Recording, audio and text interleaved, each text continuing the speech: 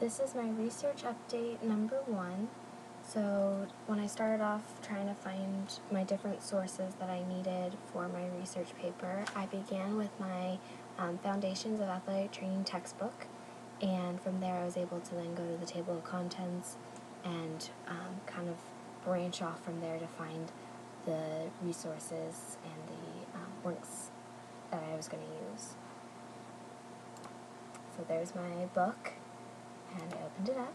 I went to the table of contents, and you can see that this was the head and facial conditions, since my topic is the prevention of head injuries, and it's right there on page 231. So from there, I went to page 231. I read what it had to say, and I found some keywords that were in there, and I wrote some of those down, kind of like helmets, some of the requirements, and like protective equipment was a big thing that they talked about a lot in there. And then I also went to the back of that chapter. It had a reference chart of all different sources that were used to be able to write that chapter specifically, and from there I looked through the resources and I found some that pertained directly to prevention of head injuries.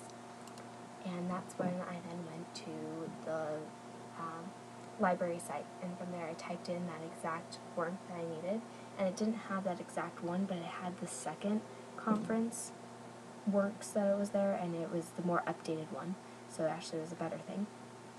And I found it. I was able to open it up, read a section of it, and then the other thing that I did was I used those keywords that I wrote down earlier, like prevention of head injuries in football, and I searched it on the library site, and I came up with this newspaper that talked about the revision in rules, and how they're changing certain rules to try to prevent head injuries, and how that's affecting the game. And then I also found this article, which also talked about the football helmet and ways that it prevents brain damage. And within that article, I found a name, Evan Breba, and that name I then Googled and found that he was an alum of Purdue. And from there, I also saw that he was featured in the Sports Illustrated magazine that was all about concussions in football and head injuries specifically.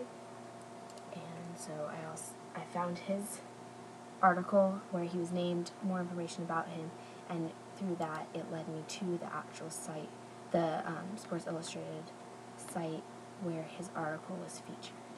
And so that was how I got through my first research update, and there's the flow chart so you can see how it worked its way through and how I was able to get some of my sources.